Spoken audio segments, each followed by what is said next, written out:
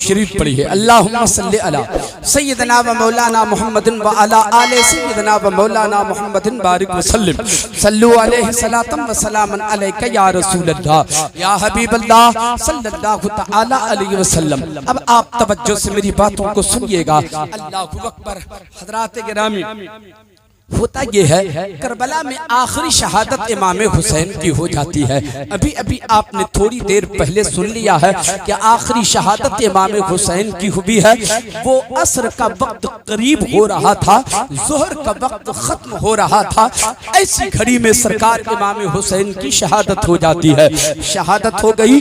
अली अकबर भी उसी मैदान में शहीद हुए, अली असगर भी शहीद हुए, हजरत कासिम भी शहीद हुए, हजरत अब्बास भी शहीद हुए, हजरत असगर भी शहीद हुए, इमाम हुसैन भी शहीद हुए। शोहदाए करबला उसी करबला के मैदान में सबकी लाशें पड़ी हुई हैं। मगर शहादत इमाम हुसैन के बाद जो 22,000 का लश्कर जर्रार लेकर आया था यजीदी इब्ने ज़ियाद, उसका चीफ था। तमाम फौजियों का चीफ था इब्ने ज़ियाद। इब्ने ज़ियाद के ही आर्डर पे, इब्ने ज़ियाद ही के आर्डर पे जो तमाम सिपाही थे, सिपाहियों का कमांडर बनाया था साद को। इब्ने साद को कमांडर का सिपाही बनाया था। मेरे दोस्तों और बुजुर्गों, सिपाहियों का कमांडर इब्ने साद है और सबका लीडर इब्ने ज़ियाद है, जो बसरा का गवर्नर बना के भेजा गया था यजीद के हुक्म से। गौर से सुनिएगा। अल्लाहु अकबर। अब क्या होता है, उसके हुक्म से 22,000 का लश्कर मैदान करबला में। शहादत इमाम हुसैन के बाद मैदान खाली कर दिया यजीदियों ने। कहा अब हम लोग यहाँ क्या करेंगे, अब यहाँ क्या करेंगे। सबके सब शहीद हो गए। सिर्फ बीमार आबिद हजरत ज़ैनुल आबिदीन, हजरत सैयद सज्जाद जो बुखार की हालत में थे, वो खेमे में पड़े हुए थे, वो मैदान में उतरे नहीं थे। अल्लाह अकबर। वो बच गए हैं।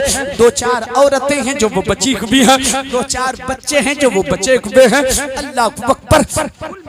14 लोग करबला के मैदान में शहादत हुसैन के बाद बच गए थे। 14 लोग बच गए थे जो हुसैन के घर वाले थे। उसमें उम्मे रुबाब जो हुसैन की बीवी है, शहरबानो जो हुसैन की बीवी है, एक इमाम हसन की बीवी है, एक इमाम हसन का बच्चा है, इमाम हुसैन की बहन ज़ैनब है, इमाम हुसैन की एक बेटी हजरत सकीना है जिसकी उम्र 6 साल की है, हजरत इमाम हुसैन का एक बेटा जिसे आबिदे बीमार कहा जाता है। इस तरीके से 14 लोग करबला के मैदान में बच गए थे। यजीदियों ने मैदान खाली कर दिया। धीरे धीरे अब शाम हो जाती है। मुहर्रमुल हराम की 10वीं तारीख है। अब शाम आ रही है, 11वीं की शाम आ रही है। सूरज डूबने वाला है। मैदान खाली हो गया। छोटा सा मैदान नहीं था करबला का, बहुत बड़ा मैदान था करबला का। आज वहाँ आबादी है, उस वक्त आबादी भी नहीं थी। चटियल मैदान है, हर तरफ जंगल है, हर तरफ सहरा है। आबादी का नामो निशान आगे पीछे नहीं। करबला का चटियल मैदान मेरे दोस्तों और बुजुर्गों खाली कर दिया था यजीदियों ने। वो हुसैन के घर के 14 अफराद करबला के मैदान में जालिमों ने खेमा भी जला दिया था। औरतों के सरों से चादरें भी छीन ली थी। आसमान के साए में वो नबी के घर के लोग अपना सर छुपाए हुए रात की तारीकी में बैठे हुए हैं। जैसे कि अंधेरा होता है, हर तरफ तारीकी छाती है, हर तरफ अंधेरा हो जाता है, हर तरफ सन्नाटा है, हु का आलम है, कोई आबादी भी नहीं है। थोड़ी सी तेज हवा चलती है, हवा के तेज झोंके चलते हैं, सरसराहट की आवाज आती है तो बच्चों का कलेजा हिलने लगता है।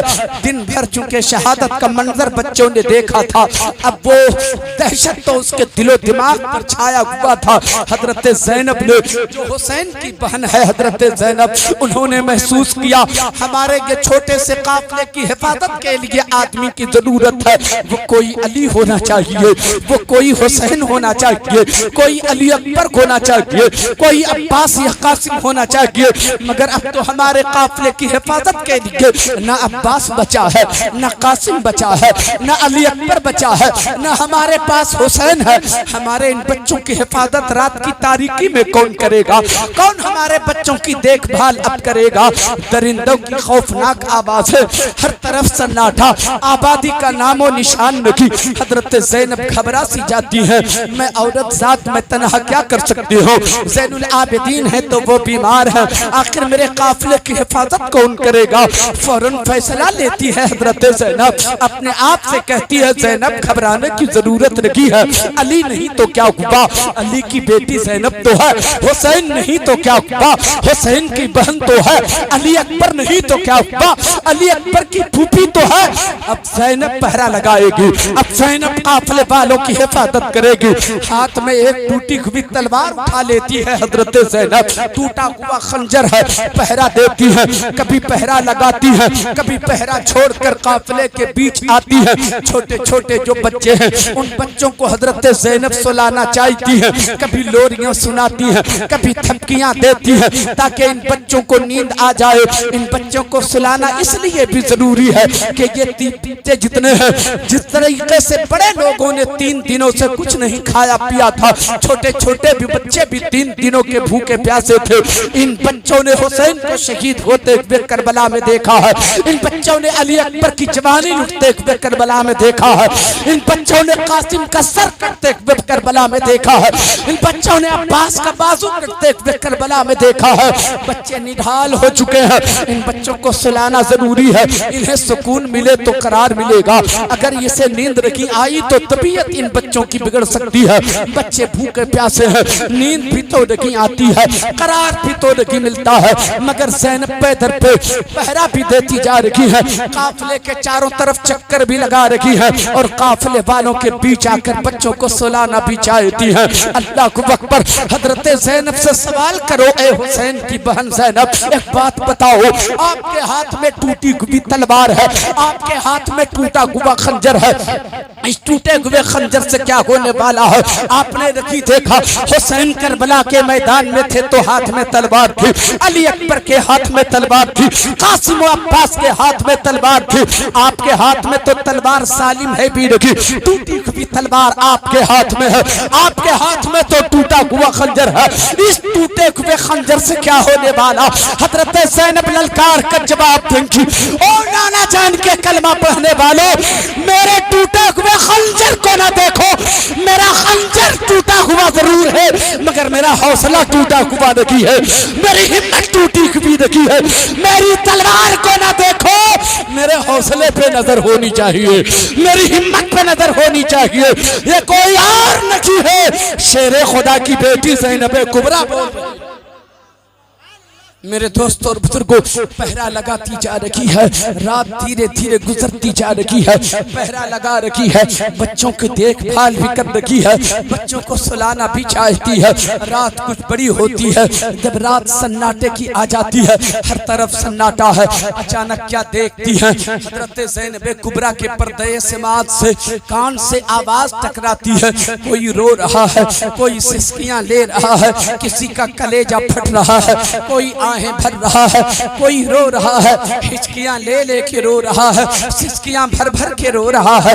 रोने की आवाज कहां से आ रही है। हजरत ज़ैनब ने सोचा शायद मेरे काफिले में कोई रो रहा हो, काफिले की तरफ पलट के आती है तो देखती क्या है कि काफिले में रोने की आवाज नहीं है, सिसकियां काफिले से नहीं आ रही हैं, हिचकियों की आवाज काफिले से नहीं आ रही है। घबरा जाती हैं हजरत ज़ैनब, जिधर से रोने की आवाज आ रही थी हजरत ज़ैनब उसी तरफ निकल पड़ती हैं। रात की तारीकी है, आवाज के सहारे आगे बढ़ती है, पहुंच जाती है करबला के मैदान में जहां शहीदों की लाशें रखी हुई थी। देखती क्या है हजरत ज़ैनब, हजरत सकीना जो हुसैन की 6 साल की बेटी है, सकीना एक लाश पर अपना सर रख करके सो रही है, वही हिचकियां ले रही है, वही सिसकियां भर रही है, उन्हीं का कलेजा फट रहा है। हजरत ज़ैनब करीब जाकर हजरत सकीना को गोद में उठाती है, कलेजे से लगाकर पूछती है मेरी बेटी, ए मेरी भतीजी, ए हुसैन की बेटी सकीना,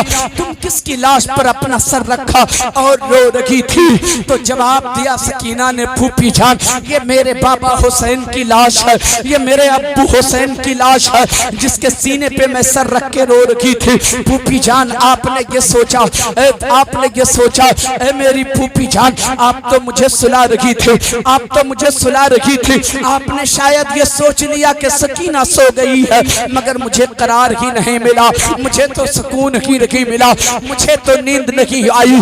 जब नींद मुझसे रूठ गई, मैं बेचैन हो गई, तो चुपके से मैं निकल गई अपने काफिले से, आवाज देते हुए करबला के मैदान की तरफ आई और आकर के मैंने आवाज दिया, ऐ मेरे बाबा जान, ऐ मेरे बाबा जान, ऐ मेरे बाबा जान, कहाँ हो आप? आपकी बेटी सकीना हर रात आपके सीने पर अपना सर रखती थी, तब आपकी बेटी सकीना को नींद आती थी।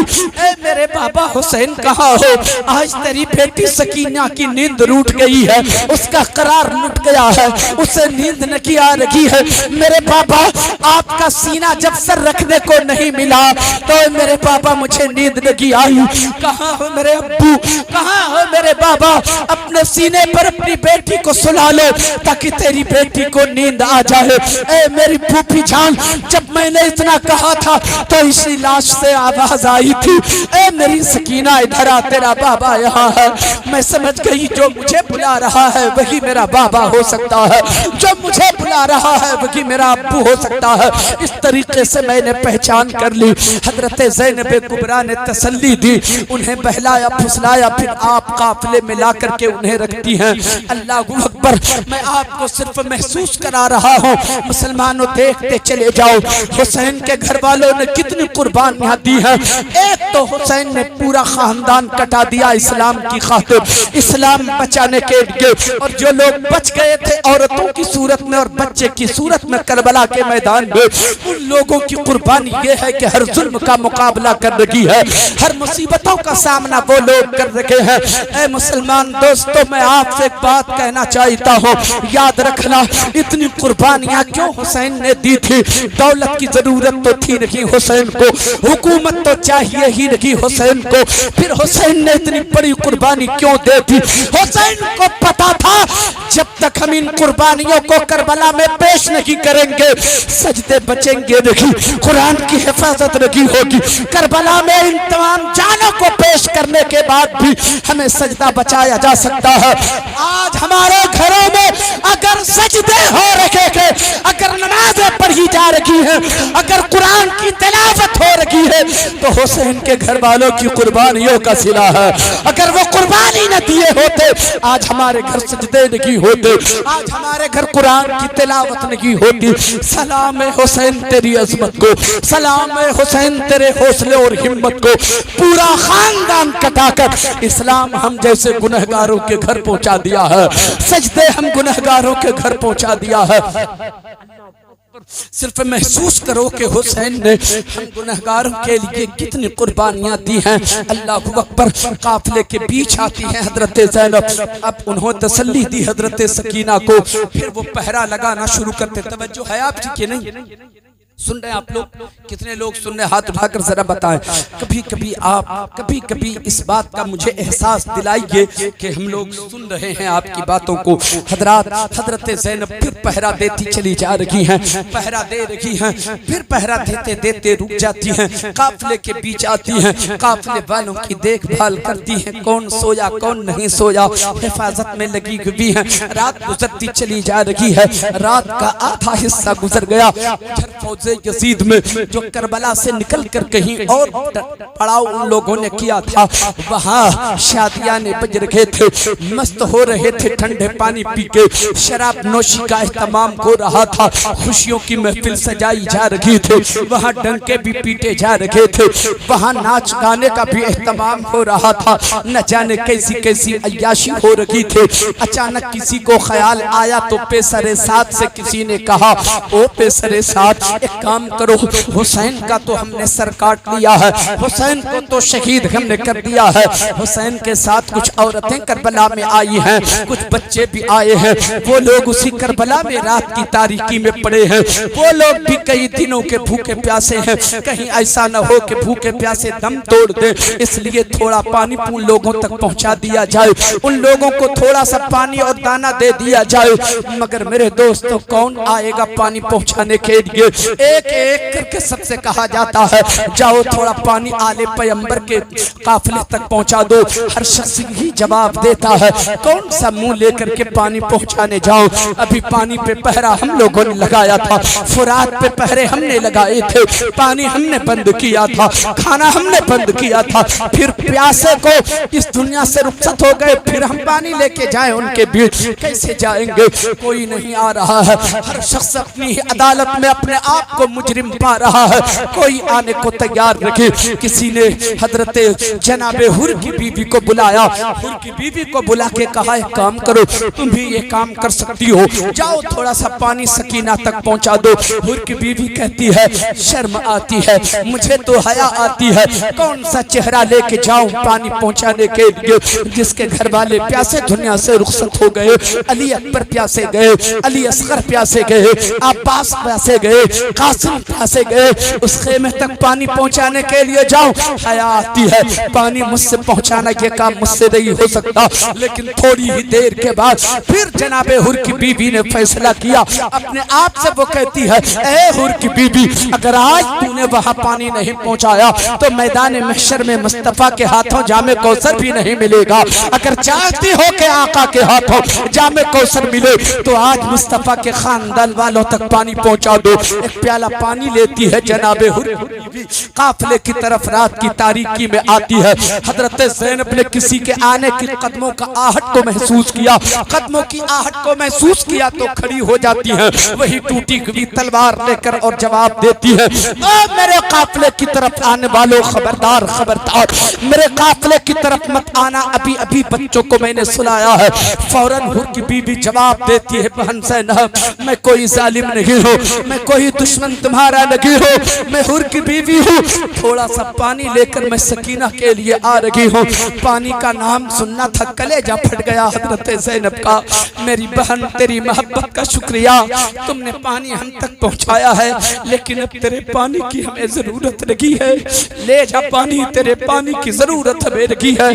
जब पानी पानी करते हुए हुसैन चले गए, जब प्यासे अली अकबर चले गए, जब प्यासे कासिम अब्बास चले गए तो ज़ैनब कैसे पानी कबूल कर सकती है? कदमों में गिर जाती है हुर की बीवी, कदमों में गिर के कहती है ऐ बहन ज़ैनब, मुझे वापिस न करो, तेरे भैया हुसैन का वास्ता है तुझे, सकीना को 2 घूंट मुझे पानी पिला लेने दो, मेरा कलेजा फटा जा रहा है।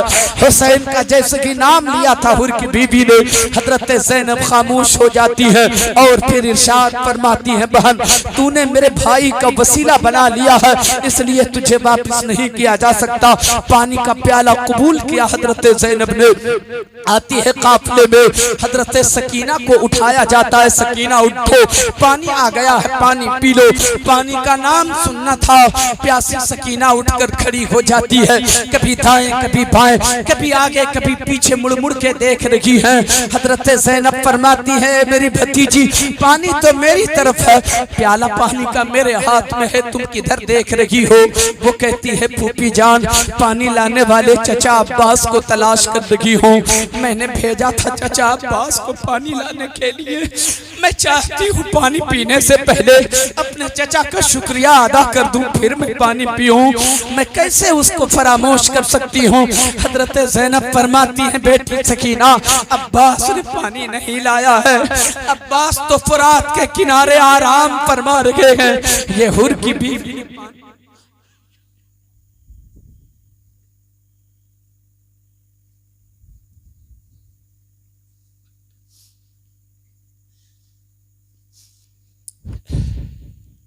हुर की बीवी ने पानी दिया है, इसे पी लो।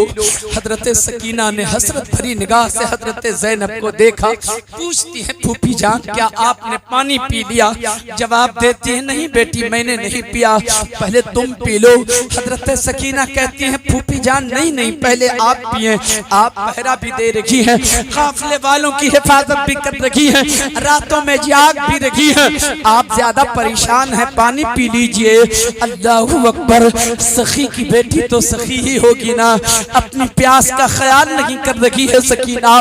जरा सोच के देखो, 6 साल की उम्र है सकीना की, मगर अपनी प्यास की फिक्र नहीं कर रही है। पहले अपनी फूफी जान को पिलाना चाह रही है। सखावत की इससे बड़ी सनद और क्या हो सकती है? इससे बड़ा दिल और किसी का कैसा हो सकता है? अल्लाह अकबर। हजरत ज़ैनब कहती है, मेरी भतीजी तुम्हें फलसफा मालूम नहीं, जो सबसे ज्यादा छोटा होता है पहले उसे पिलाया जाता है। जो उम्र में सबसे छोटा हुआ करता है पहले उसे पिलाया जाता है। सबसे ज्यादा प्यासी भी तुम हो, सबसे ज्यादा काफले में छोटी भी तुम हो, इसलिए पहले तुम पानी पी लो। इतना सुनना था, पानी का प्याला सकीना ने कबूल तो कर लिया, मगर नन्हे कदमों से दौड़ पड़ी करबला के मैदान की तरफ, जहां हजरत अली असगर की लाश रखी हुई थी। दौड़ पड़ी तो हजरत ज़ैनब ने पुकार के कहा, ए भतीजी उधर कहाँ जा रही हो? पलट के जवाब दिया, फूफी जान अभी अभी तो आपने कहा था ना कि जो सबसे ज्यादा छोटा होता है, जो सबसे ज्यादा प्यासा होता है, पहले उसे पिलाया जाता है। मुझसे भी तो छोटा मेरा भैया असगर है ना, मुझसे भी ज्यादा प्यासा मेरा असगर है ना, मैं पहले असगर को पिलाने के लिए जा रही हूँ। कलेजा फट गया हजरत ज़ैनब का। हजरत सकीना पानी का प्याला लेकर उस लाश के करीब जाती है। छोटी सी लाश है, नन्ही सी लाश है हजरत अली असगर की। 6 महीने की उम्र बताई जाती है। 6 महीने की उम्र के छोटा सा बच्चा अली असगर गोद में उठाती है सकीना, होठों से पानी का प्याला लगा देती है और अर्ज करती है, मेरा बाबू, ए मेरे मुन्ना, थोड़ा सा पानी पी लो, तेरी बहन पानी लेकर आ गई है।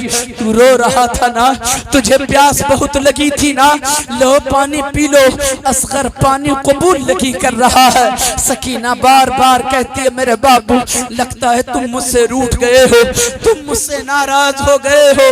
भाई अपनी बहन से नाराज नहीं हुआ करता, ऐ मेरे भाई नाराज ना हो, एक घोंट पानी पी लो, फिर मैं तुझे झूले में झूला झूलाऊंगी, फिर मैं तुमसे बातें करूंगी। एक घोंट पानी तो पी लो। सारा मंजर हजरत ज़ैनब देख रही है। कलेजा हिल गया हजरत ज़ैनब का। दौड़ पड़ती है हजरत ज़ैनब, सकीना को गोद में उठा के उन्हें समझाया और तसल्ली दिया, ऐ मेरी भतीजी, असगर की प्यास बुझ चुकी है, अब उसे प्यास कभी नहीं लगेगी, अब वो तुमसे बात नहीं करेगा, अब हश्र के मैदान में मुस्तफा के हाथों वो जामे कौसर ही पिएगा। छोड़ दो अपने असगर को पानी न पिलाओ। उन्हें समझा के काफिले की तरफ पलटती हैं।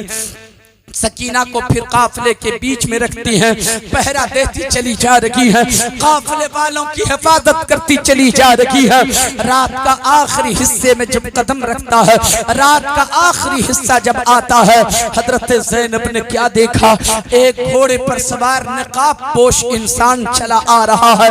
एक सवार है जो चला आ रहा है घोड़े पर सवार होकर, नकाब पोश है, चेहरे पे पर्दा है। हजरत ज़ैनब टूटी हुई तलवार लेकर आवाज देती है, ओ सवार, मेरे काफिले के पास न आना, अभी अभी बच्चों को सुलाया है, तू आएगा तो कयामत आ जाएगी, वापिस चला जा। सवार नहीं रुकता, सवार बढ़ता चला जा रहा है। हजरत ज़ैनब ने फिर गरजदार आवाज में कहा, मौला अली की बेटी ज़ैनब ने फिर कहा, ओ सवार, मेरे काफिले की तरफ ना आ, वरना तेरी खैर नहीं है। मैं जानती हूँ तू लूटने के लिए आ रहा है, मगर क्या लूटोगे? मेरे काफिले में बचा क्या है? तुमने तो हम औरतों का दुपट्टा तक नहीं छोड़ा, खेमा भी जला दिया, खेमे में एक खजूर तक बाकी नहीं है, तो लूटोगे क्या? लेकिन फिर भी तुझे तसल्ली ना हो तो दिन के उजाले में आकर के लूट लेना, मगर अभी वापस चला जा। अभी मेरे बच्चे सोए हैं, मगर सवार नहीं रुकता। सवार आगे बढ़ता रहा, आगे बढ़ता रहा, काफिले के करीब आ गया, जलाल आ गया, मौला अली की बेटी ज़ैनब को आगे बढ़कर लगान पकड़ लेती है और फरमाती है, ओ सवार याद रखना, घोड़े से नीचे मत उतरना, अगर घोड़े से नीचे उतरा तो अभी मौला अली को आवाज दे दूंगी। इतना जो कहा था, उस निकाब पोश सवार ने अपने चेहरे से निकाब हटाया तो मौला अली ही नजर आ रहे हैं, मौला अली ही नजर आ रहे हैं। हजरत ज़ैनब ने जब देखा ये तो मेरे अब्बू जान है, ये तो मेरे बाबा जान है, कलेजे से लिपट जाती है। बरसों की बिछड़ी हुई एक बेटी अपने बाप को देखती है तो कलेजा फट गया, गले से लग के रोती जा रही है, अर्ज करती है, मेरे बाबा बड़ी देर कर दी आपने आने में, बड़ी ताखीर हो गई आपको आने में, इतनी देर से क्यों आए बाबा, थोड़ा पहले आ गए होते, तेरे हुसैन को वो जालिम न काट पाते, थोड़ा पहले आ गए होते, अली अकबर की जवानी तो नहीं लुटती, कासिम का सर तो नहीं कटता, अब्बास का बासु तो नहीं कटता, ओनो मोहम्मद कुर्बान तो नहीं होते, मेरे बाबा क्यों नहीं आ गए। ए मेरे बाबा, मुझे वो वाकया भी अच्छी तरह याद है, आपकी ताकत और कुदरत का अंदाजा आपकी बेटी ज़ैनब को है। ऐ मेरे बाबा, जब खैबर किसी से फतह नहीं हो रहा था, जब वो किला का दरवाजा किसी से नहीं उखड़ पा रहा था, आपको जब मुस्तफा ने भेजा था, आपने एक उंगली का इशारा किया था, एक उंगली की ताकत से बाबा खैबर को उखाड़ कर फेंक दिया था। अगर थोड़ी देर पहले करबला में आ गए होते तो 22,000 का 22 लाख भी अगर यजीदी होते एक भी बचकर नहीं जाते, मगर आए क्यों नहीं बाबा, आए क्यों नहीं बाबा, क्यों हुसैन को कटने दिया, क्यों अली अकबर की जवानी लुटने के बाद आए, क्यों अब्बास का बाजू कटने के बाद आए, क्यों कासिम का सर कटने के बाद आए, क्यों खानदान लुटने के बाद आए। मौला अली जो नूरानी पैकर में तशरीफ लाए थे, जवाब देते हैं, मेरी बेटी ज़ैनब, मैं बचाने नहीं आया हूँ, मैं ये बताने आ गया हूँ, तूने सब्र किया है मुसीबतों पर, अल्लाह तुमसे राजी हो गया है, अल्लाह राजी हो गया है। हजरात, सिर्फ महसूस करें आप, सिर्फ आप महसूस करें, इतनी कुर्बानियां क्यों दी जा रही हैं, इतनी मुसीबतों का सामना क्यों करना पड़ रहा है आले पैगंबर को। क्या किया हमने अपनी जिंदगी में, गुनाह के सिवा हमने कुछ नहीं किया, मक्कारी के सिवा हमारे नामे आमाल में कुछ भी लगी है, हमारे पास तो चंद सजदे भी नहीं है। अगर धोखे से कोई नमाज का आदी हो भी गया 2-4 दिन का, तो नमाज पे इतना गुरूर हो जाता है कि ख्वाहिश पैदा होती है कि मैं नमाज का आदी हो गया हूँ तो कोई मुझे इज्जत की निगाह से देखे, कोई मुझे सलाम करे, कोई मुझे सलूट मारे। ओ हुसैन के मानने वालों, अपनी नमाज पे गुरूर न करना, तौफीक मांगो खुदा की बारगाह में। जिन सजदों को बचाया था हुसैन ने करबला में, उन सजदों की अल्लाह हमें तौफीक अता फरमा दे, उन सजदों की तौफीक दे दे। हम इतने गुनहगार, हम इतने खताकार, हम इतने बदकार और पापी, उसके बाद भी हुसैन को हम गुनहगारों से इतना प्यार, हमारी खातिर अपना बेटा कटा दिया, हमारी खातिर अपना पूरा खानदान कटा दिया, सजदे हमारे घर पहुंचा दिया, कुरान की तिलावत हमारे घर पहुंचा दिया, नमाजें हमारे घर पहुंचा दिया, इस्लाम हमारे घर पहुंचा दिया। कब बदला चुकाओगे उस हुसैन का, कब बदला चुकाओगे उस हुसैन का, कब खुश करोगे उस हुसैन को, कब उन कुर्बानियों का बदला चुकाओगे हुसैन का। वक्त क्या नहीं आया, अब भी वक्त नहीं आया, जब कयामत आ जाएगी तब सोचोगे। हमें सोचना चाहिए कि उस हुसैन के लिए हमें क्या करना चाहिए। बोलिए, हमें सोचना चाहिए कि नहीं सोचना चाहिए। आपकी इजाजत हो तो थोड़ी सी बातें और करूं मैं। कितने लोग सुनेंगे, हाथ उठाकर बताएं जरा। हजरात जी लगा कर सुनिए, तकरीर नहीं कर रहा हूं मैं, बस एक दर्द है जो आपके सामने रखता हूं। करबला का वाकया आप सुनिए तो उससे सबक हासिल करिए। आज भी करबला आपसे हमसे क्या मुतालबा कर रहा है, करबला हमसे क्या चाहता है, हमें उसके लिए तैयार हो जाना चाहिए। थोड़ी सी बातें सुनिए। अब लिपट के रोती रही ज़ैनब जब सब्र की तलकीन फरमाई हजरत अली ने, बेटी सब्र का दामन न छोड़ना, तेरा रब तुझसे राजी है, सब्र करती रहना, अल्लाह तेरा मददगार है। तसल्ली होती हजरत ज़ैनब को। फिर वो नूरानी पैकर में आने वाला अली अब फिर पलट जाता है। पलटा है, एक बेटी अपने बाप को जाते हुए देख रही है तो कलेजा फट गया।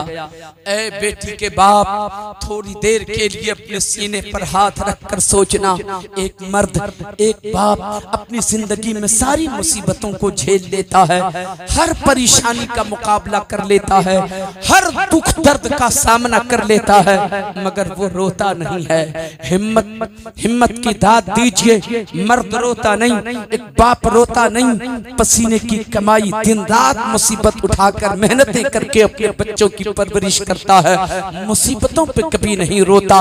लेकिन जिस दिन बेटी की डोली उसके घर से उठ के निकलती है, बेटी जब दुल्हन बनकर अपने शौहर के घर जाने लगती है, एक बाप का कलेजा फट जाता है।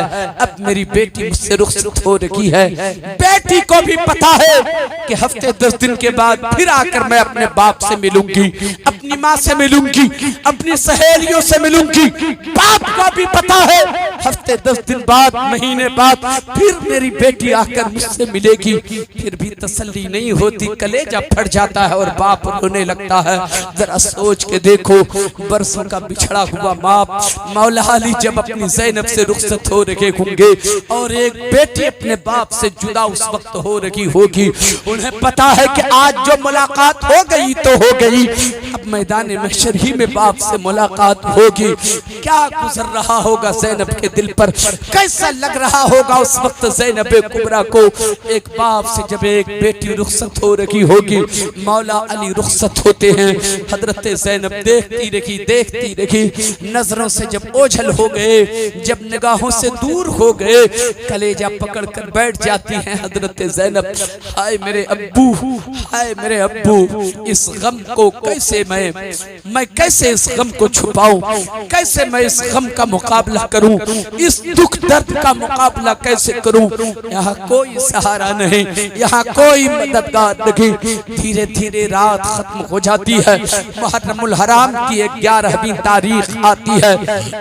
दुनिया ये सोच रही होगी अब जुल्म का खात्मा हो गया, अब कोई मुसीबत नहीं आएगी, अब कोई परेशानी नहीं आएगी, मगर अल्लाहु अकबर, मुहर्रमुल हराम की 11वीं तारीख का सूरज जैसे ही निकला था, यजीदी गुंडे हाथ में हथकड़ियां, बेड़ियां, रस्सियां लेकर फिर काफिले वालों के करीब पहुंच गए।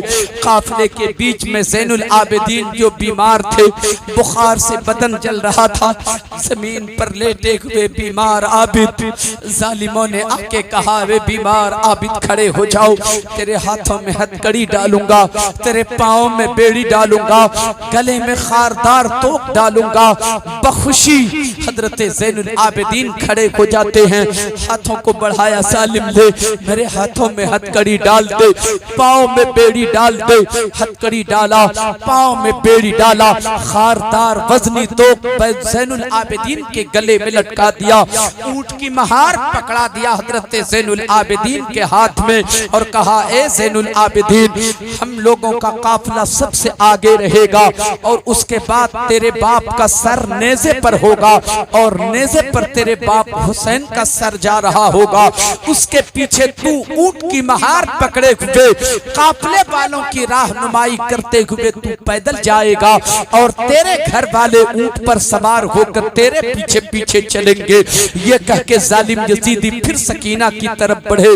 छोटी सी सकीना जो जमीन पर बैठी हुई थी, 6 साल की बच्ची है हुसैन की। जालिम ने बाजू पकड़ के आसमान की तरफ फेंका और फेंका तो हजरत सकीना एक ऊंट की नंगी पीठ पर जाकर गिरती है। ऊंट की नंगी पीठ पर जब जाके सकीना गिरती है, जालिमों ने जल्दी जल्दी रस्सियों से जकड़कर सकीना को बांध दिया। ओ बेटी के बाप, आपके घर भी तो आपकी छोटी छोटी बच्ची होगी।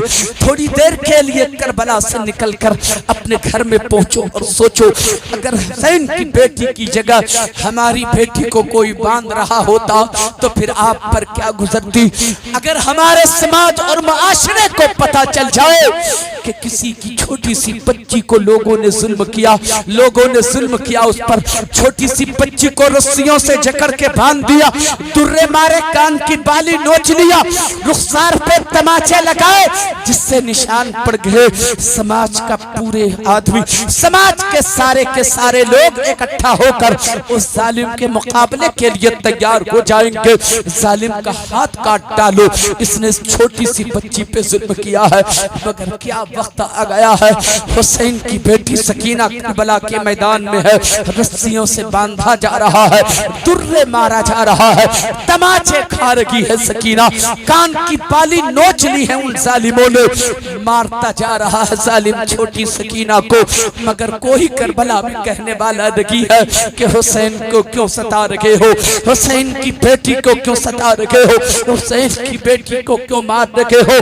पूरी कायनात की वकालत करने वाला रसूल, आज उस रसूल की नवासी सकीना को कोई बचाने वाला करबला में नहीं है। क्या वक्त आ गया था करबला का, क्या गुजर रही होगी हुसैन की रूह पर जब सकीना को कोई मार रहा होगा, जब सकीना पर कोई जुल्म कर रहा होगा। बांध दिया, हजरत ज़ैनब से कहा सवार हो जाओ, चलो तुम्हारा काफिला अब यहाँ से करबला से चलेगा और कूफा का चलना है काफिले वालों को, कूफा की तरफ तुम लोगों को चलना है, काफिला कूफा जाएगा। हजरत ज़ैनब ने सबको ऊंट पे सवार करा दिया। सवार कराने के बाद एक निगाह हसरत से करबला के मैदान की तरफ देखा, नजर उठाई तो लाशों की ढेर लगी हुई है। हजरत ज़ैनब कलेजा फिर फट जाता है। मदीने से जब आई थी तो सबको साथ लेकर आई थी, अब जब करबला से जा रही हूँ तो सबको छोड़कर जा रही हूँ, कैसा लग रहा होगा। निगाहों के सामने खानदान वालों की लाशें पड़ी हुई हैं। बर्दाश्त ना हो सका तो दौड़ गई ज़ैनब और जाकर एक लाश पर गिर जाती हैं और लिपट जाती हैं लाश से। हजरत ज़ैनब आवाज देती हैं, मेरे भाई हुसैन उठो, ए मेरे भाई मुझे सहारा दो, ए मेरे भाई मुझे सवार कराओ। करबला जब आ रहे थे मदीने से, सबको सवार मैंने कराया था, तेरे घोड़े की जीन मैंने कसा था, तुझे भी घोड़े पर सवार मैंने कराया था। अब तेरी बहन ज़ैनब करबला से कूफा जा रही है, कोई तेरी बहन को सवार कराने वाला नहीं, अब कौन सवार कराएगा। उठो, अपने हाथों का सहारा दो अपनी बहन को, अपनी बहन को सवार करा दो। मेरे भाई बोलते भी तो नहीं हो, मुझसे रूठ क्यों गए हो मेरे भाई। ए हुसैन, अपनी बहन को सहारा दो। भाई मेरे, एक बहन का सहारा भाई ही तो होता है, कोई तेरी बहन का यहाँ सहारा नहीं, कोई तेरी बहन का मददगार यहाँ नहीं, तेरी बहन का कोई रखवाला नहीं, कोई पूछने वाला नहीं है। ए मेरे भाई, तुम मत रूठो मेरे भाई, क्यों रूठ गए। अपनी बहन से दो मीठे बोल बोल तो लो, तेरी बहन को तसल्ली हो जाएगी। क्या कोई भाई भी अपनी बहन से ऐसा रूठता है। ए मेरे भाई, नहीं, मुझसे अगर गलती हो गई तो माफ करो, मगर मुझसे बातें बंद न करो, मुझसे बात करो मेरे भाई। सकीना को भी पता है कि हुसैन की लाश रखी हुई है, ज़ैनब को भी पता है कि हुसैन की लाश रखी हुई है, मगर लाशे हुसैन से बात करना चाह रही है ज़ैनब। ऐ मेरे भाई, बातें करो मुझसे, ना रूठो मेरे भाई। मेरे भाई, मैंने तेरी खातिर अपने बेटे ओनो मोहम्मद को कटवा दिया कि नहीं कटवा दिया। तेरी खातिर अपना शौहर मैंने छोड़ दिया के नहीं छोड़ दिया। तेरी खातिर कदम कदम पे तेरे साथ चल चल के करबला पहुंची के नहीं पहुंची। क्या कमी की मैंने, क्या दिक्कत की मैंने कहाँ मिस किया, मैंने कहाँ खता की। कभी तो तेरे साथ रहा, कभी तो तुझसे अलग न कभी। आज क्यों मुझसे रूठ गए हो? मेरे भाई मुझसे बातें करो, अपनी बहन पे तरस खा। देख जब तू मदीने से चला था अपनी बहन को लेकर किस कदर पर्दे में लेके आया था। आज तेरी बहन की हालत ये है कि तेरी बहन के चादर, तेरी बहन के सर पे चादर भी लगी है, तेरी बहन के सर पे दुपट्टा भी जालिमों ने नहीं रहने दिया है। मेरे भाई मुझ पे तरस खा, मेरे भाई मुझसे बात करना रूठ। मेरे भाई अल्लाहु अकबर। हजरत ज़ैनब का कलेजा फट गया, दर्द भरे जुमले थे। ए मेरे भाई तुम महसूस तो कर सकी, क्यों मुझको यहाँ अकेला छोड़ रहे हो? ए मेरे भाई कैसे तेरी बहन तुझे छोड़ के करबला से कूफा जाएगी? हर मकाम पर तू मेरे साथ रहा, मैं तेरे साथ रही, तू अब यहाँ से मेरा साथ छोड़ रहा है। तेरी बहन कूफा जा रही है। मेरे भाई बोल, मेरे भाई उठो, अपनी बहन को सहारा दो, हाथ दो, अपनी बहन को सवार कराओ। हजरात दर्द भरे जुमले थे। लाश में हरकत आती है और उसी हुसैन की लाश से आवाज आती है, ए मेरी बहन ज़ैनब मत घबराना मेरी बहन, तेरे भाई हुसैन की लाश करबला में रहेगी, मगर तू जहां जहां जाएगी तेरे भाई का सर वहां वहां जाएगा। तेरा भाई तुझे अकेला नहीं छोड़ेगा, तेरा भाई हर मकाम पर तेरे साथ साथ रहेगा। तसल्ली हो जाती है हजरत ज़ैनब को। फिर चली, अब काफिला चला कूफा की तरफ, काफिला चला कूफा की तरफ, चलता रहा चलता रहा चलता रहा, काफिला चल रहा है कूफा की तरफ। वक्त गुजरता गया, रात आई, दिन गुजरे, रात खत्म हुई, काफिला चलता रहा, बढ़ता रहा। चलते चलते एक मकाम पर काफिला रुक जाता है, काफिला ठहर जाता है। लोगों ने कोशिश किया कि इस काफिले को आगे बढ़ाया जाए। काफिला करबला के मैदान से कूफा की तरफ जा रहा है, रास्ते में काफिला रुक गया। पता करो क्यों काफिला रुक गया, काफिला बढ़ता क्यों नहीं? यजीदियों ने पता किया तो पता चला काफिला आगे इसलिए नहीं बढ़ रहा है कि जिस नेज़े पर हुसैन का सर जा रहा था वो नेज़ा हाथ से छूटकर जमीन में गड़ गया है और वो नेज़ा जमीन से उखड़ नहीं रहा है। यजीदी आए, अपनी ताकत दिखाई और कोशिश किया कि नेज़ा उखाड़ा जाए, मगर नेज़ा उखड़ता नहीं है। दो चार ने मिलकर ताकत लगाई मगर नेज़ा उखड़ता नहीं है। 10-20 ने मिलकर के ताकत लगाई, उखाड़ने की कोशिश की मगर नेज़ा नहीं उखड़ा। हुसैन जहन दे रहे हैं, हुसैन का कटा हुआ सर ये बता रहा है, अरे जालिम ये मेरी शहादत तो करबला के मैदान में एक हिकमत थी और मसलहत थी, वरना अंदाजा लगा ले जब हुसैन का सर धड़ से अलग हो चुका है और इतने मिलके जब एक सर न हिला सके, हुसैन का सर जिस्म से लगा होता तो क्या कर सकते? अंदाजा लगा ले हुसैन की ताकत का, मगर सर न उखड़ा, नेज़ा न उखड़ा। यजीदियों ने सोचा अब क्या होगा। शिमर आया जनाबे ज़ैनुल आबिदीन के पास। ज़ैनुल आबिदीन अपने बाप से खो के आगे बढ़े, वरना जुल्म और बढ़ाया जाएगा और जुल्म बढ़ाया जाएगा और मुसीबत बढ़ा दी जाएगी। अल्लाहु अकबर। हजरत ज़ैनुल आबिदीन हजरत ज़ैनब के पास बेड़ी और रस्सी और ये गले का टोक आप संभाले हुए बेड़ी और हथकड़ी आगे बढ़े। ज़ैनब से मुलाकात की काफिले में फरमाते हैं, मेरी फूफी जान आप ही अपने भाई से बात कीजिए, अब्बू जान से बात कीजिए कि आगे बढ़ें वरना ये जालिम हमें और मुसीबत में डालेंगे। हजरत ज़ैनब आगे बढ़ती हैं, नेज़े पर जो हुसैन का सर है, सरे हुसैन से मुखातिब होती हैं हजरत ज़ैनब और फरमाती हैं, मेरे भाई क्यों रुक गए, मेरे भाई क्यों रुक गए? देखते नहीं जालिम किस कदर जुल्म कर रखे हैं, मुसीबतें और डालते जा रहे हैं। मेरे भाई चल आगे बढ़ ताकि थोड़ी परेशानी कम हो। सरे हुसैन से आवाज आती है, ए बहन ज़ैनब कैसे आगे बढ़ूं? मेरी बेटी सकीना जो 6 साल की बच्ची है, जालिमों ने ऊंट की नंगी पीठ पे रस्सियों से बांध दिया था।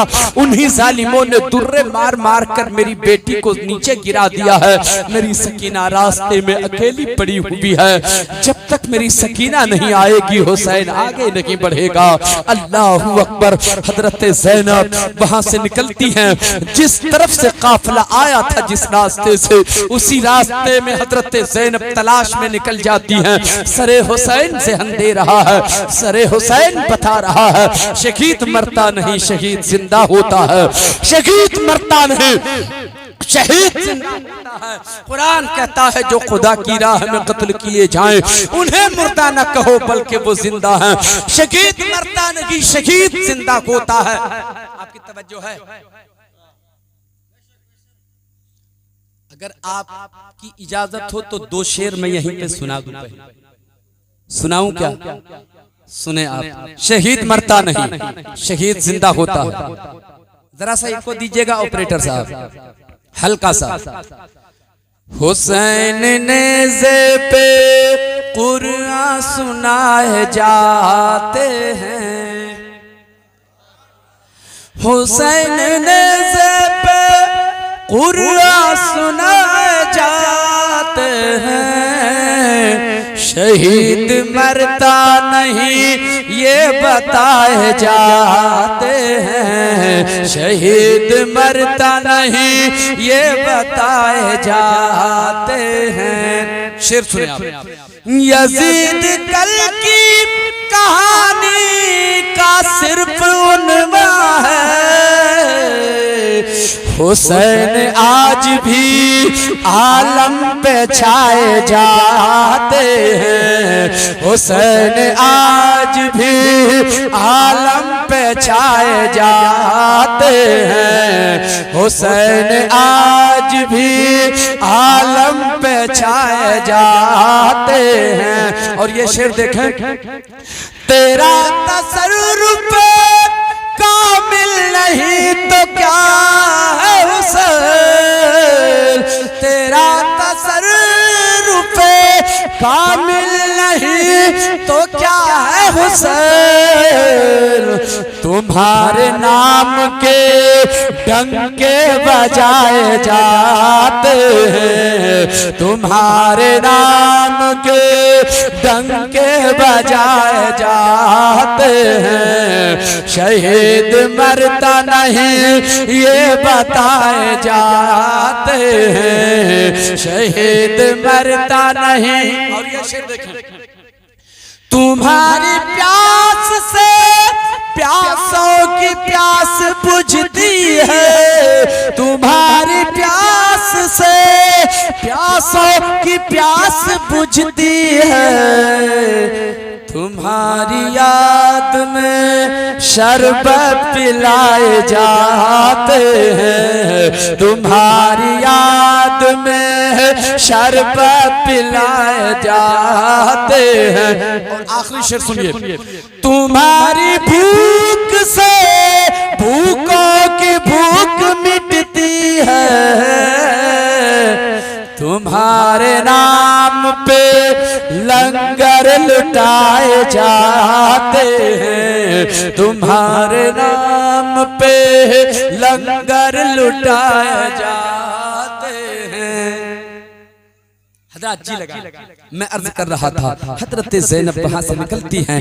जिस रास्ते से वो काफिला आया था उसी रास्ते में हजरत ज़ैनब निकल पड़ती हैं। तलाश करती जा रही हैं, कभी दाएं झांकती हैं, कभी बाएं झांकती हैं, कभी आगे कभी पीछे देखती जा रही हैं, आवाज भी देती जा रही हैं, बेटी सकीना कहाँ हो, बेटी सकीना किधर हो, बोलो। कोई जवाब नहीं मिलता, कोई आवाज नहीं आती। आप कहती हैं, ए बेटी सकीना तुम डरो मत, अब कोई कुछ नहीं करेगा, अब कोई नहीं सताएगा, मगर कोई जवाब नहीं मिलता है। आगे बढ़ती रही, कभी झाड़ी में देखती है, कभी सड़क के किनारे देखती है, कहीं सकीना लगी है, तलाश करते हुए दूर निकल जाती है। मैं बात को समेट रहा हूँ बड़ी तेजी के साथ, ये बड़ी लंबी कहानी है, 3-4 घंटे की तकरीर होगी तब ये बात मुकम्मल तौर पर मैं आपके सामने रख सकता हूँ। मगर मैं भी तो इंसान हूँ ना, मेरे पास भी कलेजा ही है, जैसे आपके सीने में कलेजा है। मैं जिस रफ्तार के साथ बात करता हूँ आपसे, 1 घंटे की तकरीर काफी थी आपके लिए, लेकिन ये आपकी मोहब्बत है कि मैं थोड़ा सा और आपकी खिदमत कर ले रहा हूँ। आप तवज्जो से मेरी बातों को सुनिए। दूर निकल गई है हजरत ज़ैनब, देखती क्या है, सड़क के किनारे एक निकाब पोश खातून बैठी हुई है, एक मुअज्जमा बैठी हुई है, निकाब में बैठी है। नजर पड़ी दूर से, हजरत ज़ैनब ने आवाज दिया, ओ बहन, क्या मेरी सकीना पे नजर पड़ी है?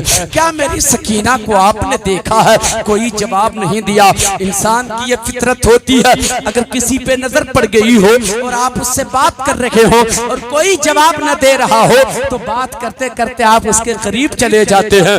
बात करते करते ज़ैनब करीब पहुंच जाती है, बगल में जाकर बैठ जाती है और बड़े मोहब्बत भरे अंदाज में कहती हैं, ज़ैनब, ओ बहन, क्यों नहीं बोलती? हम दुखियारी का दुख बढ़ा क्यों रही हैं आप? हम जैसे मुसीबत ज़दों के मुसीबत में इजाफा क्यों कर रही हैं आप? कह दीजिए ना कि मैंने नहीं देखा, तो मैं वहां से आगे बढ़ जाऊंगी। अगर देखा है तो भी बता दीजिए, नहीं देखा तो भी बता दीजिए। इतना जो सुना, उस नकाबपोश औरत ने आंचल हटाया, गोद में सकीना बैठकर आंसू बहा रही थी। वो औरत आंचल से आंसू पोंछ रही थी। हजरत ज़ैनब फरमाती हैं, बहन, कौन हो आप? आपको इस बच्ची पे रहम आ गया, इस बच्ची पे तरस आ गया।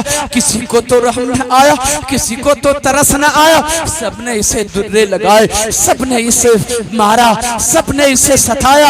आप कौन है जो आपको इस पे रहम आ गया? नकाब पोश खातून ने अपने चेहरे से नकाब हटाया तो सैयदा फातिमा ज़हरा नजर आ रही हैं, हजरत ज़ैनब की अम्मी जान नजर आ रही हैं, इमाम हुसैन की अम्मी जान नजर आ रही हैं। हजरत ज़ैनब पे उस वक्त क्या गुजरी होगी जब आपने अपनी अम्मी जान फातिमा ज़हरा को देखा होगा। अम्मी के गले से लिपट जाती हैं। अम्मी जान, फलसफा समझ में नहीं आता, रात गुजरी थी तो अब्बू जान भी तशरीफ लाए थे। अम्मी जान, अब आप भी यहाँ आई हैं, क्या आपको पता नहीं था? आपको तो पता था ना अम्मी जान, करबला में हुसैन को काटा जाएगा, उन्हें शहीद किया जाएगा, उन्हें सताया जाएगा। ये बात तो आपको अपनी जिंदगी ही में मालूम हो चुकी थी। मेरी अम्मी जान, आप तो अल्लाह की बारगाह में मुस्तजाबुद्दावात थी ना। आपने तो जब जब दुआ की तो अल्लाह ने कबूल किया, जब आप दुआ करती थी आपकी दुआ कबूल होती थी। आपने एक बार हुसैन के लिए क्यों नहीं दुआ कर दी? कट गया ना तेरा हुसैन, कट गया ना कासिम, कट गया ना अली अकबर। अम्मी जान, रहम नहीं आया अपने बेटे पे? तू अपने बेटे हुसैन से कितना प्यार करती थी, तेरे उसी प्यारे बेटे को जालिमों ने काट दिया। जब तुझे पता था कि हुसैन पर जुल्म होगा, जब तुझे पता था कि करबला में हुसैन को काट दिया जाएगा, तो अपनी जिंदगी ही में उस हुसैन की हिफाजत के लिए क्यों नहीं दुआ करती थी? एक बार उसी हुसैन के लिए आपने दुआ की थी कि जोड़ा चाहिए, अल्लाह ने जन्नत से जोड़ा भिजवा दिया था। आपने खाना तलब किया था अल्लाह की बारगाह में, हुसैन के लिए जन्नत से अल्लाह ने खाना भिजवा दिया था। एक बार उसी हुसैन के लिए दुआ कर देती तो हुसैन को जिंदगी मिल जाती, हुसैन के हक में दुआ कबूल हो जाती। फिर आपने दुआ क्यों नहीं किया? हुसैन बच जाते। आप दुआ कर देती, हुसैन बच जाते। सैयदा फातिमा ज़हरा जवाब देती हैं, बेटी सुनो सुनो, मैं दुआ कर देती हुसैन बच जाते, मैं दुआ कर देती अली अकबर बच जाते, मैं दुआ कर देती तो कासिम अब्बास बच जाते, मगर मुझे हुसैन को बचाना नहीं था, हुसैन को कटाना था, मुस्तफा की शरीयत को बचाना था, मुस्तफा के बनाए हुए कानून को बचाना। मेरे दोस्तों, तसल्ली होती है हजरत ज़ैनब को, अपनी माँ से फिर वो जुदा होती हैं। सकीना को लिया, फिर वो पलटती हैं काफिले की तरफ, जो काफिला जा रहा था। हजरत ज़ैनब की अम्मी जान सैयदा फातिमा ज़हरा जो नूरानी पैकर में आई थी, वो भी तशरीफ ले गई, आँखों से ओझल हो गई। फिर काफिले में ज़ैनब आती, बात को समेट रहा हूँ, 3-4 मिनट में अपनी बात खत्म करता हूँ। काफिले में फिर पहुँचती हैं, फिर किसी के सहारे की जरूरत न पड़ी। नेज़ा इतना हल्का हो गया, एक आदमी ने पकड़ा और नेज़ा जमीन से उखड़ गया। काफिला फिर चलता रहा, चलता रहा, चलता रहा। काफिला जब कूफा के करीब पहुंचा तो यजीदियों ने ठहरा दिया नबी के घर वालों को, हुसैन के घर वालों को, उस मजलूमों के काफिले को, उस नूरानी काफिले वालों को, मदीने से आए हुए उन काफिले वालों को कूफा से बाहर ही ठहरा दिया कि रुको, अभी कूफा शहर सजाया जाएगा, गलियां सजाई जाएंगी, कूफा शहर सजाया जाएगा, उसके बाद तुम लोग दाखिल होना। चुनांचे 34 घंटे तक कूफा के बाहर उन काफिले वालों को ठहरा दिया। मैं आपसे पूछना चाहता हूँ, मई जून के महीने में अगर एक मैदान में आपको सिर्फ 10 मिनट खड़ा कर दिया जाए तो आपका बदन जलने लगता है, आपका बदन जलने लगता है, पसीने में शराबोर हो जाते हैं। वो हुसैन के घर वालों का काफिला 34 घंटे उस कूफा से बाहर खड़ा रखा गया। कैसा लग रहा होगा? ये सारी मुसीबतें क्यों झेली जा रही हैं? ये सारी परेशानियों का मुकाबला क्यों किया जा रहा है? सिर्फ हम जैसे गुनहगारों की खातिर, हम जैसे खताकारों की खातिर। ऐ मुसलमानों, ऐ दोस्तों, मैं आपसे कहूंगा थोड़ी सी हिम्मत जुटाइए और फैसला कीजिए कि उस हुसैन के लिए हमें क्या करना चाहिए। मैं 1 मिनट में आपको ये बात समझाऊंगा, मगर इसे पूरा कर लूं 2 मिनट में। अल्लाह को अकबर। 34 घंटे गुजर जाने के बाद इजाजत मिलती है काफिले वालों को कि अब दाखिल हुआ जाए। चुनांचे जब कूफा की गलियों में काफिला दाखिल होता है, गलियों से काफिला गुजर रहा है। इब्ने ज़ियाद ने बहुत सारे लोगों को जमा कर रखा था, तमाशाइयों को जमा कर रखा था ताकि इन काफिले वालों की तमाशा देखे। चुनांचे काफिला गलियों से धीरे धीरे गुजर रहा है, तमाशाई तमाशा देख रहे थे। कोई सड़कों पे निकल करके, कोई अपने दरवाजे से निकल करके, कोई खिड़कियों से तमाशा देख रहा था, कोई छत से अपनी तमाशा देख रहा था। तमाशा देखने वालों की भीड़ लगी हुई है और मजलूमों का काफिला उसी भीड़ से गुजर रहा है। एक औरत जो छत पर बैठकर काफिले वालों को देख रही थी, अचानक उस औरत की नजर काफिले वालों पे पड़ी है। बीच में सकीना के चेहरे पे उस खातून की नजर पड़ी है, उस औरत की नजर पड़ी है तो क्या देखती है? चेहरा उतरा हुआ है, बाल उलझे हुए हैं, कपड़े फटे फटे कहीं कहीं हैं और होठों पे पपड़ियां पड़ी हुई हैं। उस खातून ने महसूस किया कि यकीनन कोई यतीम बच्ची है, यकीनन कई दिनों की ये भूखी प्यासी मालूम हो रही है। ये मजलूम लोग हैं जिनका काफिला गुजर रहा है। बेचैन होकर वो औरत जमीन पर नीचे उतरती है और आने के बाद एक प्याला पानी लिया, थोड़ा सा खाना लिया, एक जोड़ा कपड़ा लिया, मजमे को चीरते फाड़ते सकीना तक पहुंच जाती है। आगे बढ़ के सकीना को पानी पिलाया। ए बच्ची लो, थोड़ा सा पानी पी लो, तुम बड़े परेशान लग रही हो। पानी पिलाया, खाना पेश किया, जोड़ा दिया।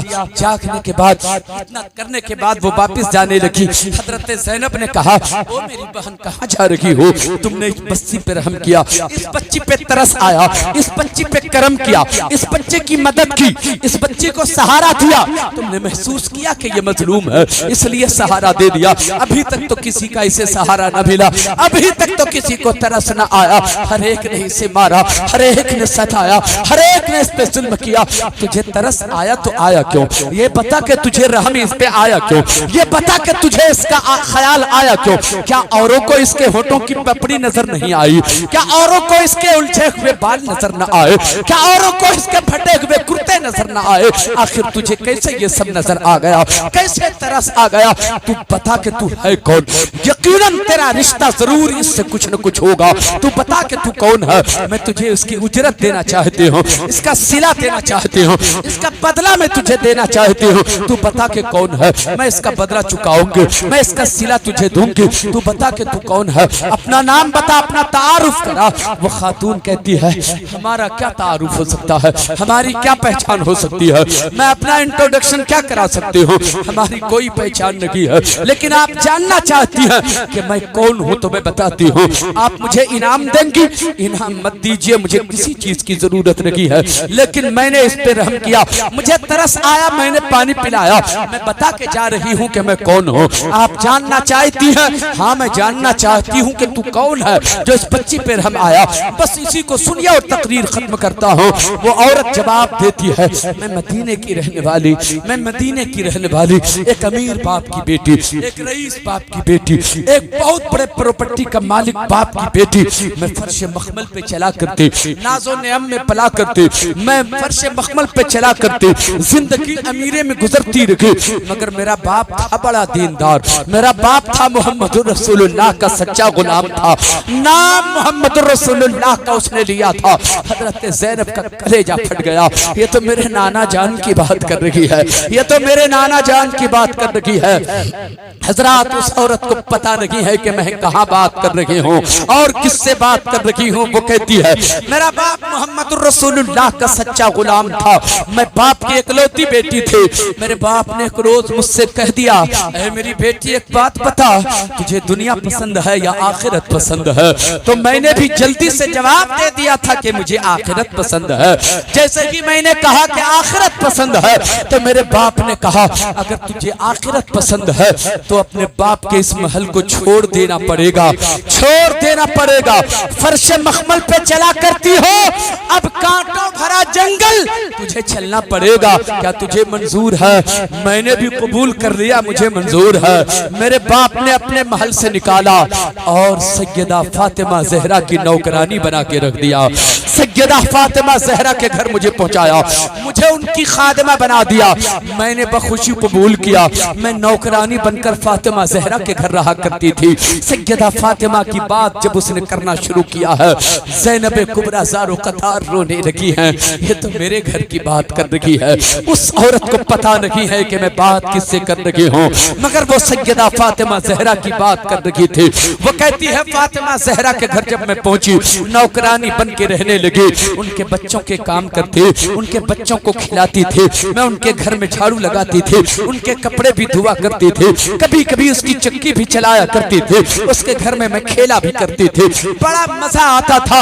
मैंने तो देखा कि मैं महल से निकल गई हूँ, मगर खुदा की कसम जब मैं अपने बाप के महल से निकली और फातिमा ज़हरा के घर पहुंची तो ऐसा महसूस हुआ मैं झोपड़ी से निकलकर जन्नत में दाखिल हो गई हूँ, जन्नत में दाखिल हो गई।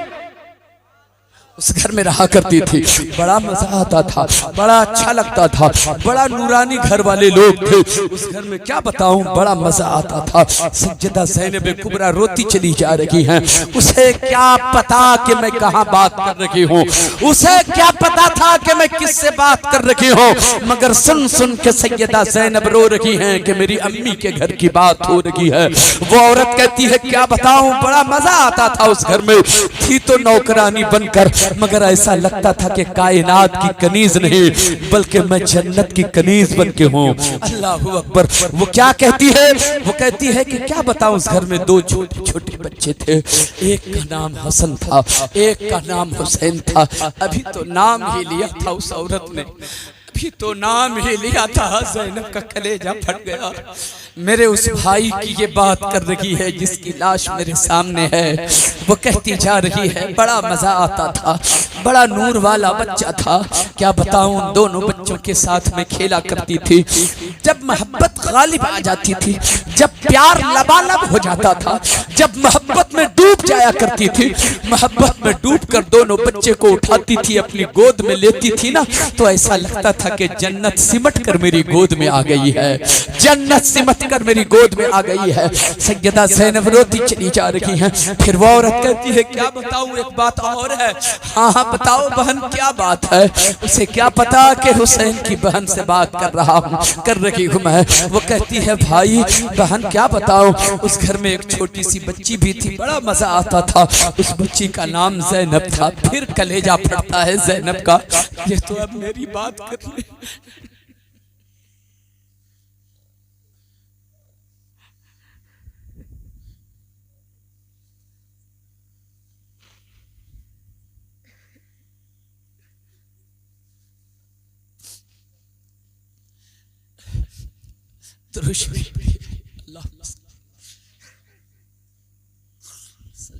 अलैहि वसल्लम।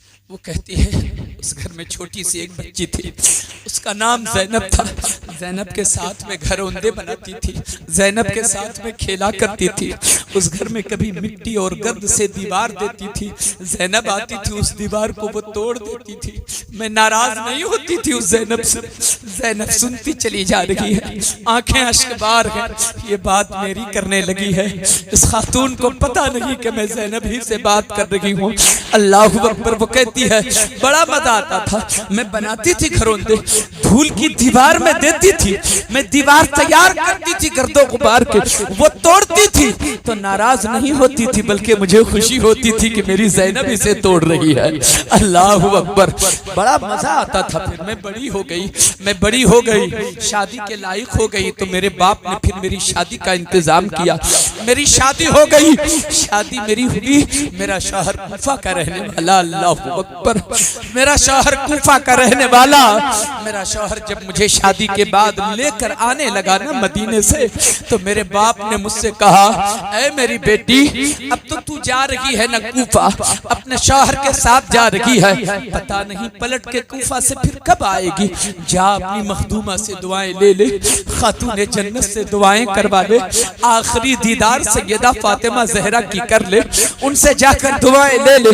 आखिरी दीदार के लिए जब सैयदा फातिमा ज़हरा की खिदमत में पहुंची, मैंने उनसे कहा कि मेरी मखदूमा, ए सैयदा ए कायनात, ए खातून जन्नत, ए शहजादी रसूल, अब मैं जा रही हूँ अपने शौहर के साथ, आप ऐसी दुआ दीजिए कि जिंदगी भी खुशहाल रहे, आखिरत भी मेरी ताबनाक रहे। मेरी मखदूमा ने बड़ी दुआएं दी, मुझको खुश करके रुखसत किया, मगर चलते चलते मेरी मखदूमा सैयदा फातिमा ज़हरा ने मुझसे एक बात कहा था, ऐ मेरी खादिमा, जा रही हो तो जाओ, मैंने दुआएं तो तुझे दे दी है, मगर एक बात मेरी याद जरूर रखना, जिंदगी में कभी इसे भूलना नहीं। ये बात गिरह बांध लो, इस बात को अपने आंचल में। जब कभी ऐसा मोड़ आए, जब कभी ऐसा वक्त आए, तेरी नजर के सामने से अगर कोई मजलूम गुजरे ना, तो उसकी मदद जरूर करना। कोई मजलूम का गुजर हो तो उसकी मदद जरूर करना। क्या बताऊं बहन, मेरी मखदूमा का बरसों पहले ये कहा हुआ जुमला आज इसलिए याद आ गया, इस बच्ची के चेहरे पे नजर पड़ी तो मखदूमा की बात याद आ गई। मेरी मखदूमा ने कहा था कि मजलूम पे नजर पड़े तो उसकी मदद जरूर करना। जैसे कि याद आया तो पलट के नीचे आई और इस मजलूम बच्ची की मदद के लिए आ गई। मेरी मखदूमा की बात ने मुझे इसे पानी पिलवाया है, इसे खाना दिलवाया है। मेरी मखदूमा की नसीहत ने यह काम मुझसे करवाया है। ऐ मेरी बहन, मैंने तो सारी बातें आपको बता दी। आपने कहा था कि इसका बदला दूंगी, इसका बदला भी चुकाऊंगी। ऐ मेरी बहन, कोई बदला नहीं चाहिए, कोई सिला नहीं चाहिए। मेरा शौहर बड़ा अमीर है, दुनिया की हर दौलत मेरे शौहर के पास है, हीरे जवाहरात के ढेर में रहा करती हूँ, कुछ भी नहीं चाहिए। एक बात मेरे दिल में खटक रही है, 2-4 रोज से ऐसा महसूस हो रहा है ना, तबीयत लग नहीं रही है, जी लग नहीं रहा है, कलेजा फट रहा है, तबीयत भड़कती चली जा रही है, दिल फटा जा रहा है। बार बार मुझे हुसैन की याद आ रही है, बार बार मुझे ज़ैनब की याद आ रही है। ऐ मेरी बहन, कुछ मत दीजिए, मैं जानती हूँ मजलूमों की दुआ कबूल होती है। मैं तो अपने शौहर के घर कूफा में रहती हूँ, बस इतनी सी दरखास्त है, मजलूमों की दुआ कबूल होती है, रद्द नहीं होती। बस इतनी सी दुआ कर दीजिए मेरे लिए कि किसी मोड़ पर मेरी मुलाकात हुसैन से हो जाए, किसी मोड़ पर हुसैन से मुलाकात हो जाए। सैयदा ज़ैनब का कलेजा हिल जाता है, रोते हुए फरमाती है, बहन अब किसी दुआ की जरूरत नहीं है, वो देख नेज़े पर उसी हुसैन का सर जा रहा है। जिस ज़ैनब को देखना चाहती है वो तेरे सामने खड़ी है और तुमसे बातें कर रही है। जितना सुना था वो औरत बेहोश होकर बकी गिर जाती है। मोहतरम दोस्तों, मैं आपसे कहना ये चाहता हूँ, इतनी मुसीबतें क्यों उठाई गई, इतनी परेशानियों का सामना क्यों किया गया, पूरा खानदान क्यों कटाया हम गुनहगारों के लिए। इतना प्यार हुसैन को हमसे, इतनी मोहब्बत हुसैन को हमसे, जबकि हमने कुछ नहीं किया। गुनाह के सिवा किया हमने क्या है, खताओं के सिवा क्या हमने किया है, झूठ और बगावत के सिवा हमने क्या किया है। हजरात, मैं आपसे कहता हूँ, हम गुनहगार से अगर हुसैन इतना प्यार कर सकते हैं कि हम गुनहगारों की खातिर पूरा खानदान कटा कर सजदे तेरे घर पहुंचा दे, इस्लाम की हिफाजत करके इस्लाम तेरे घर पहुंचा दे, आप हुसैन के लिए कुछ नहीं कर सकते हो? कर सकते हैं कि नहीं? हुसैन के लिए जान दे सकते हैं? कितने लोग जान दे सकते हैं हुसैन की खातिर? हाथ उठाकर बताइए। अब हाथ नीचे कीजिए। एक बात मैं कहूँ आपसे, मैं बताऊं, आप कहते हैं हुसैन की खातिर हम जान दे देंगे, मगर याद रखना, हमारा और आपका हुसैन इतना बुज़दिल नहीं और खुद गरज नहीं है कि आपसे किसी मोड़ पर आपकी जान मांगेगा। जहां जान की जरूरत थी हुसैन ने अपना पूरा खानदान दे दिया। हुसैन को आपकी जान की जरूरत नहीं है। हुसैन ने जिन सजदों की हिफाजत फरमाई है, हुसैन आज भी तुमसे तकाजा कर रहे हैं कि तुम सजदे के आदी हो जाओ, हुसैन तुमसे राजी हो जाएंगे, हुसैन की रूह को करार मिल जाएगा। आप अपनी पेशानी को सजदों से आबाद कीजिए ताकि आपकी जिंदगी भी आबाद कर दे हुसैन, और आखिरत भी हुसैन की यादों से आबाद हो जाए। हजरात, मैं चाहूँ तो आपसे नमाज के नाम पे हाथ उठवा सकता हूँ, मगर फिर तो मैं सुबह चला जाऊंगा। मैं देखने तो नहीं आऊंगा कि कितने लोग नमाज पढ़ रहे हैं कितने नहीं, ये फैसला खुद करना होगा। दुनिया के सारे काम आप कर लिया करते हो, जो आपकी जरूरत के हुआ करते हैं, सारा काम आपका होता है, कोई काम आपकी जिंदगी का रुकता नहीं, चाहे जिस कदर मेहनतें करनी पड़े, मगर वो काम हो जाता है। मैं कहता हूँ, अगर कोई काम छूट जाता है तो वो अल्लाह की इबादत छूट जाती है, रब का सजदा छूट जाता है। आप सजदे के आदी हो जाइए, हुसैन की रूह को करार मिल जाएगा, हुसैन की रूह को सुकून मिल जाएगा। मेरे दोस्तों और बुजुर्गों, यहीं पर अपनी बात मैं आज खत्म करता हूँ। अभी तो काफिला कूफा पहुंचा है, अभी इब्ने ज़ियाद के दरबार में काफिला पहुंचेगा, फिर इब्ने ज़ियाद के दरबार में एक तकरीर ज़ैनुल आबिदीन की होगी, फिर वो झुंझला करके काफिले वालों को कूफा के कैद खाने में रखेगा। फिर काफिले के लोग 34 दिनों तक काफिले वाले, नूरानी काफिले वाले कैद खाने में रहेंगे। फिर वहां से 18 सफर को रवाना होता है वो काफिला, दमिश्क के लिए सफर शुरू होता है। 19 मंजिलों का सफर होता है, 28 दिनों का पैदल सफर होता है, 80 शहरों में फिराया जाता है, 19 मंजिलें तय की जाती हैं। तब वो काफिला फिर दमिश्क पहुंचता है, और इस रास्ते में फिर वो गिरजाघर भी आता है जहाँ एक पादरी इस्लाम कबूल करता है। ये सारे वाक़यात इस दरमियान के हैं। बातें बहुत लंबी हैं, आज की गुफ्तगू यहीं पे तमाम करता हूँ। कभी आपको मौका हाथ आए तो आप अपने किसी भी आलिम से जो बातें बच गई हैं आप कह सकते हैं कि कूफा के बाद जो काफिला चला है वहाँ से आप सुनाएं, आप किसी से भी सुन सकते हैं। अल्लाह ताला हम सबको अच्छे अमल की तौफीक व रफ़ीक अता फरमाए। मैं दुआ करता हूँ परवरदिगार इमाम हुसैन के सदक़े में इमाम हुसैन की हम सबको मोहब्बत अता करे और सच्ची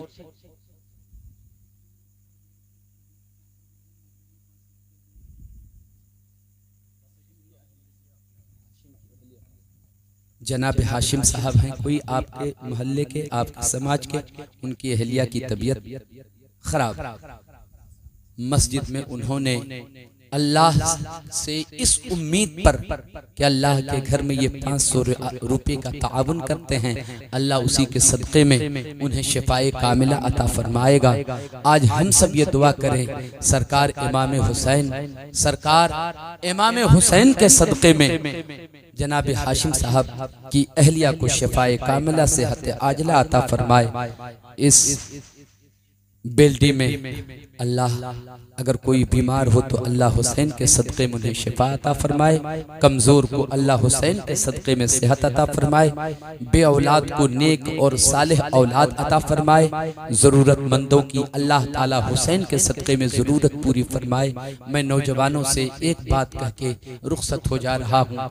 आप ख़ास तौर से नौजवान जलसे जुलूस से जुड़ने वाले लोग जो हुआ करते हैं वो नौजवान ही हुआ करते हैं। अब हमारे बुजुर्गों का काम है कि वो आपको दुआओं का सहारा दें, उनसे दुआएं लीजिए, मेहनत आप कीजिए, आगे आप बढ़िए, दीनी मजहबी काम में हिस्सा आप लीजिए, दीन का काम आप करने का बेड़ा खुद उठाइए। जवान ही का ये काम है। मगर अलमिया ये है, हमारे समाज के नौजवान ये सोचते हैं हमारी उम्र तो अभी 20-25 साल की है, गुनाहों का वक्त है, आवारगी का वक्त है, खताओं का वक्त है, 40 साल की उम्र को पहुंचेंगे तब हम मस्जिद जाएंगे। नहीं मेरे दोस्तों और बुजुर्गों, आपको अच्छी तरह से याद होगा, शायद इलाके में कहीं पर आया था और मैंने ये बयान किया था, मेरे मुस्तफ़ा ने जब नबूवत का ऐलान फरमाया मक्का की धरती पर, ए दुनिया के लोगों, अल्लाह एक है, मैं उसका रसूल हूँ, तो मक्का के रईसों ने नजरअंदाज किया, चौधरी किनारे हो गए, बड़े बड़े लोगों ने नजरअंदाज कर दिया। मेरे आका फरमाते हैं कि जवानों ने मेरा साथ दिया, जवान आगे बढ़े और इस्लाम लेके फिर मैं आगे बढ़ा। ऐ मेरे दोस्तों, कौन कहता है कि जवानों की उम्र गुनाहों की है, ये 20-25 साल की उम्र खताओं की और आवारगी की है? नहीं नहीं, यही तो सही उम्र है दीन का काम करने का। इसलिए कि हजरत उमर ने जब कलमा पढ़ा था तो उस वक्त उनकी उम्र 27 साल की थी। अब्दुर्रहमान बिन औफ ने जब कलमा पढ़ा था 25 साल की उम्र थी। साद इब्ने वकास ने जब कलमा पढ़ा था तो 17 साल की उम्र थी। हजरत अली ने जब कलमा पढ़ा था 10 साल की उम्र थी। हजरत मुआज़ बिन जबल ने जब कलमा पढ़ा था उस वक्त उनकी उम्र 16 साल की थी। चेहरे पे अभी दाढ़ी भी नहीं हुई थी, दाढ़ी के बाल भी नहीं हुए थे कि मेरे आका ने यमन का गवर्नर बनाकर हजरत मुआज़ बिन जबल को यमन का गवर्नर बना के भेज दिया। हम आप सोच सकते हैं 16 साल का बच्चा है, वक्त का हाकिम कैसे हो सकता है? अभी तो उसको तजर्बा भी नहीं, अभी तो उसको शऊर भी नहीं, मगर मेरे मुस्तफा ने ये सहन दे दिया। ए दुनिया के लोगों सुनो सुनो, तुम जिसे समझते हो कि इसे शऊर नहीं है, नहीं नहीं, ये गलत है। जिस उम्र में आदमी गुनाह का आदी हो सकता है उसी उम्र में वो आदमी गुनाहों से बचाने का भी आदी। इसलिए नौजवानों, ये सोच के चलना है, कल जब इस उम्र के लोगों ने मुस्तफा के कंधे से कंधा मिलाकर इस्लाम को आगे बढ़ाया, आज के समाज में भी इस्लाम को लेके चलने की जरूरत है। कौन आएगा? आप ही तो हैं। मैं आपसे कहता हूं, अगर आपके गुनाह करने से, आपके शराब पीने से, आपके खताओं में डूब जाने से, जुआ की महफिल में शरीक होने से अगर कोई आपसे कतराता है, आपके नाम पे थू थू करता है, तो तुम एक रोज नमाज पढ़ के देखो, नमाज पढ़ के निकलोगे तो तुझे सब सैल्यूट मारते हुए नजर आएंगे, तुझे सलाम करेंगे, तुझे समाज में इज्जत दिया जाएगा। इसलिए मैं कहता हूँ नौजवानों, अपने आप को संवारो। तुम संवर जाओगे ना तो माशरा संवर जाएगा, समाज संवर जाएगा, फिर तेरे बच्चे भी होंगे, तेरी शादी भी होगी, तेरे बच्चे भी होंगे। अपने बच्चों को ये कहना नहीं पड़ेगा तुमको कि नमाज पढ़ो, तुम्हें नमाज पढ़ते हुए तेरा बच्चा देखेगा ना, 12 साल ही की उम्र से वो नमाज का आदी हो जाए।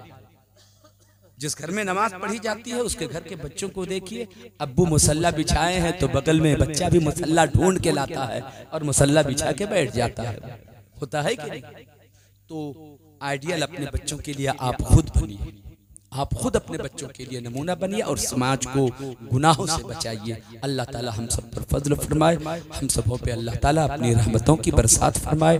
कहने में कहीं पर कोई लफ्ज़िश, कोई खता हो गई हो तो रब की बारगाह में अपनी खताओं से तौबा करता हूँ। या अल्लाह मेरी खताओं को माफ़ फरमा, मेरी तौबा को कबूल व मकबूल फरमा। अस्तगफिरुल्लाह रब्बी मिन कुल्लि ज़ंबिन व अतूबु इलैह। ला इलाहा इल्लल्लाह मुहम्मदुर रसूलुल्लाह।